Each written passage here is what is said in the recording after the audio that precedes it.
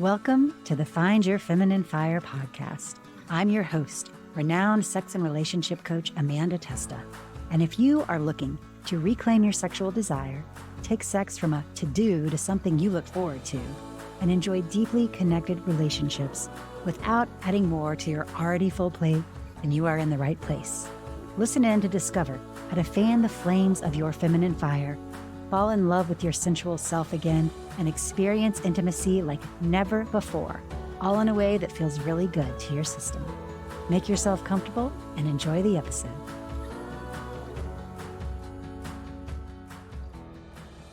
Do you love a checklist? I know I sometimes can really love a checklist.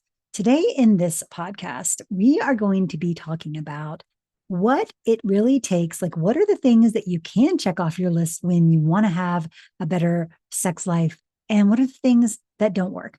Like, what are the things you can check off the list and when checklists work and when they don't? So tune in as we dive in. I know so many of the women I work with are super high achieving, busy women, and they have a lot they're doing, right? They're creative CEOs. They are moms. They have businesses. They have kids. They have many, many things that they're taking care of. And there is some power in a checklist. There is a time and a place for a checklist. I know I love a checklist, right? There's been so many studies shown the effectiveness of making a list and checking things off and how rewarding that feels and all of those good things. So let's talk about what are the things that you can, what are the things that you can check off? What are the things that, yes, this could be a checklist that I could make that would feel good? And what are the things that we're not going to be able to heal doing a checklist? Okay. So first of all, you can think of a checklist as in what are the top 5 things I can do today to really revel in my feminine fire, to revel in my sensuality, to feel good in my skin, to take care of myself, right? That's the way I like to think of a checklist, and more along the lines of when you're in kindergarten and say you have a star chart.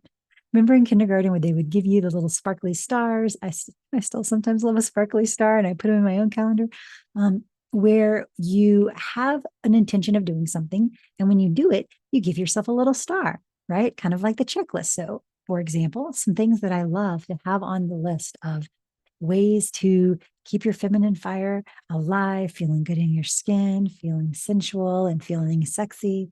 All right. One of those things would be, did I take care of my body today in some loving way? Right. So that could be, did I move my body in ways that feel good? Did I take a walk? Did I touch my face with loving care and remember it's the face of the goddess? Did I drink a cup of tea that I enjoyed? Did I pet my dog? Did I receive a hug or give a hug? Right? That is a great thing to have on your checklist. What did I do to love my body today? Okay. Number 2, what did I do to be loving to my emotional state today? Right? Did I allow myself to fully feel something? Did I really allow myself to drop into a moment that was wonderful? Right? Did I just really let myself feel it, let myself receive it deeply? Like, say, for example, my partner gives me a kiss before I leave the house.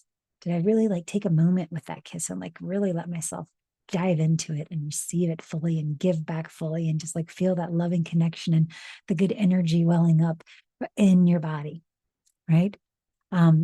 Did I see something that really broke my heart? Did I give myself the opportunity to sit there and be with it and hold it and just be in the pain? I feel like this is often, especially now, every day I spend many, many, many, many moments in this pain and crying and just grieving and allowing myself to feel that.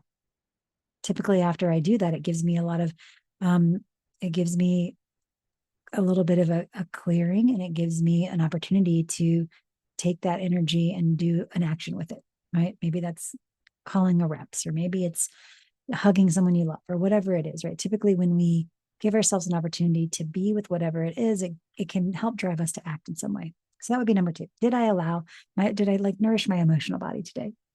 And then maybe a third one would be, did I enjoy a connection with nature today? That for me is one of the things that really resources me. So maybe this is a fit for you, or maybe it's not. But it's did I find a way to resource myself somehow? And when I'm talking about that, I mean okay, so did I enjoy, the sun on my skin? Did I take a walk and it was really cold and I liked that feeling of the brisk air? helping me feel alive, like that crispness? Did I, enjoy a sunrise or a sunset? I sometimes think those rhythms of nature can really remind us of the regenerative nature within ourselves that can feel really good, right? Did I watch a flock of birds? Something like that can feel predictable and good. Did I maybe just put my feet barefoot on the grass or the ground or the dirt? That could be another beautiful thing, right? So those are three easy checklist items that I love. Number one, did I do something kind for my body? Did I do something kind for my emotional body? And did I connect with nature in some way? That could be it, right? Yours can be totally different, but those are the kind of things I love on a checklist.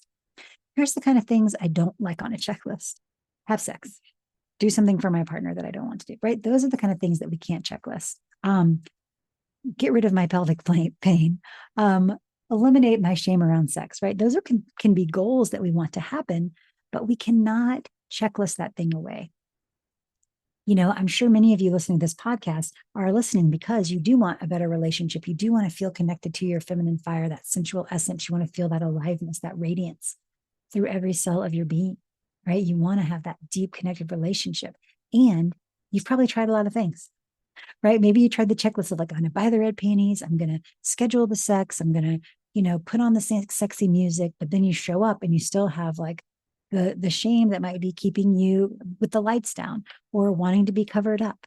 Or maybe it's that, you have the red panties, but then you put them on and you look in the mirror and all you can look at is like the rolls of your back, or bashing yourself in the mirror. So then you decide, these are dumb. I'm not going to put them on. I'm going to slip under the covers and turn the lights off, right? So we can have these checklist items, but often there's other things at play, which is why that doesn't work. We cannot rush our healing.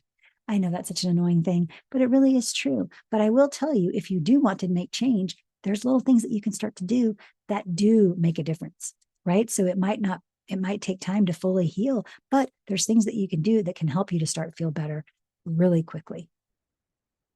And, it's a lot of times I give this correlation between like exercise or working out or wanting to be healthy and having a better sexuality, because a lot of times it's similar, right? If you want to lose weight, if you want to get strong, maybe you pick up some books about nutrition, maybe watch some YouTube videos, but unless you actually do the thing, you won't see the results, right? You have to actually do the thing to see the results. It's about a practice, right?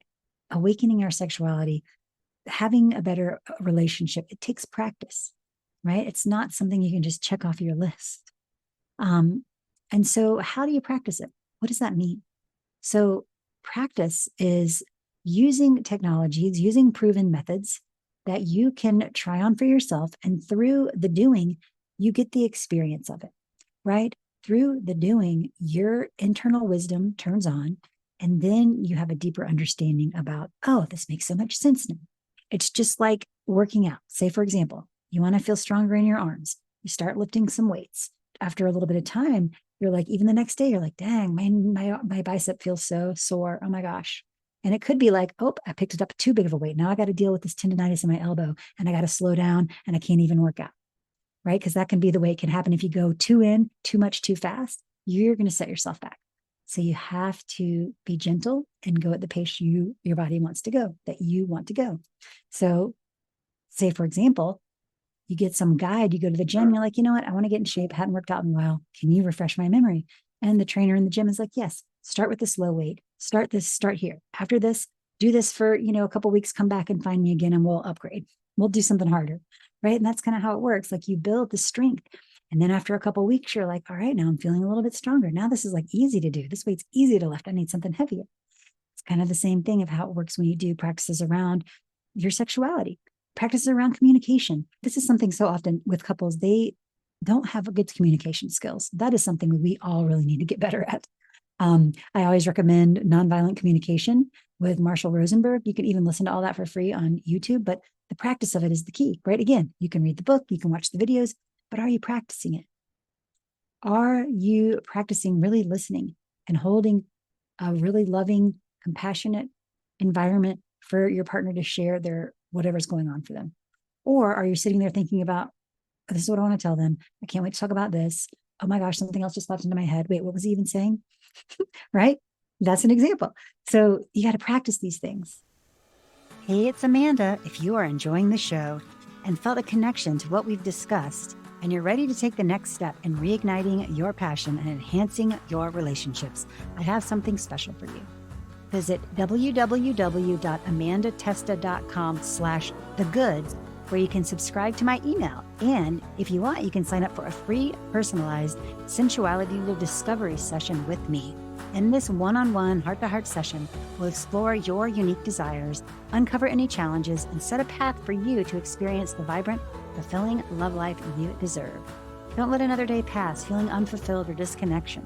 Take action now, and let's start this beautiful journey together to fire up your feminine fire.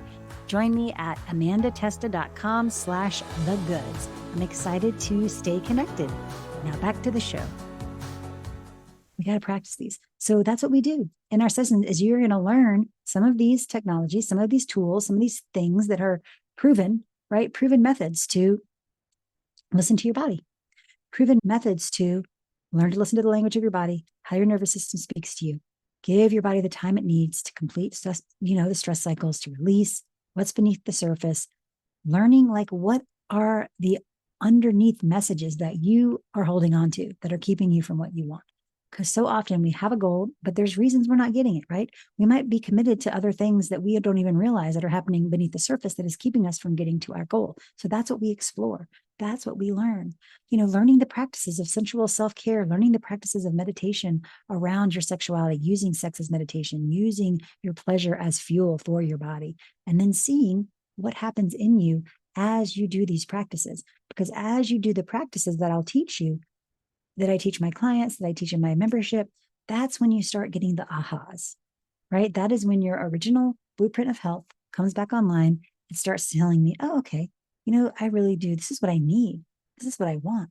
This is what I want to receive. This is what I want to do. This is what I want to give, right? And then it also lets you know, these are the things that I'm feeling really pulled toward. This is the things that I want to do. These are the things I want to do less of. These are the people I want to surround myself with. This is the people I feel safe in sharing my heart's true medicine with. I'm going to really amplify my ability to express myself around the people who really see me and appreciate me and love me no matter what. And sometimes that, is a whole thing, right? I can really trust myself and trust what I'm hearing inside is true. I can trust my own wisdom. I can trust my own decisions. I can trust my own mind. I don't have to compare myself to everyone else to see if what I'm doing is right or if what I'm thinking is right. I can just think it and be like, yes, this is true for me. And I know this, right? Which makes it easier to make decisions, which makes it easier to say, do I, what would it feel really great? What would feel like a really fun, great way to connect with my partner today? Like, I really need that. So maybe that is, I'm going to see if someone else can do carpool so I can have an extra 30 minutes just to have coffee with my husband this morning. Or maybe it's that, I'm really needing this deep connection with myself. Felt like I've had zero time to myself. So maybe I'm going to create a pocket of time where I can just like sit in silence, or I can journal, or I can take a walk. Right. So this is what this does. It's on a very micro level. You are going to start making the decisions that better serve you so that you can enjoy better connection. And so again, maybe there's the checklist items that will support you in that, but it's not about, I'm going to do all these things and it's going to make everything better, because that is unfortunately not how it works. You do the thing and then you kind of see what happens. Do I feel different or not? Did that help or not? Is this the way I want to go, or is it a different way? And so it's like this constant experiment and curiosity of, all right, maybe I had this really fun idea that I wanted to try in sex, and I talked about it with my partner, and then they said yes, and it was the most amazing thing we have ever done together. We were both like, could not wait to call you today and tell you how it went, right? That could be one way it goes. Or maybe it's like, I was thinking I wanted to try this, but then I went to go do it. And my body was like, I don't know. And then I felt really awkward and weird. And so then we paused. And I was really glad that I did that. And we decided we were never going to go down that road. We will try it a different way next time or whatever, right? That's kind of the experiment. The other thing is, learning about processing things that are hard, right? Learning about being with what's difficult, learning how to access your sexual energy in a way that serves you and using it to help your growth in this area. So I just want to say, because I know so many people come to me and they've tried all these things and they're really frustrated because it hasn't worked yet. And oftentimes, maybe they have done a lot of talking, maybe they have done a lot of reading, but maybe they just haven't done that final step of really embodying the work, embodying it on a level that's really deep. And that can also, again, feel scary, but it's always done at a pace that feels right. And sometimes, yes, we need all the parts of us, right? Our brain is one of our biggest sex organs. That's got to be, that's definitely something that needs to be on board. But it's also listening to the deeper messages that are really keeping us from enjoying the connection that we want. Because truly, at the end of the day, it's so often about connection. So I'll invite you right now to maybe take a little pause. Maybe you want to write down, okay, what are the three things that, from the beginning of the podcast that I talked about, that little practice is such a beautiful one. Like, what maybe is a checklist that I do want to implement? Like, what's something that I did that was really nice for my body today? Or what's something that was really nice that I did for my emotional body today? Or what's some way I connect with nature today, right? Some kind of little doable resource that feels good, that when you do that, and you're like, okay, I feel a little bit better now, right? That is the kind of checklist we want to move towards. Not like, I'm going to heal, check. I'm gonna like force myself to do something I don't want to do because I'm trying to get to this end result. No, we want to invite in the way that feels good and the way that is going to help us to grow, right? You do have to lean into resistance a little bit to grow, but not at the point where you're going to get like the tendonitis and not be able to move forward, right? You want to go just the right amount of resistance. And that's something that often you need an expert to help you through. So I leave you with this.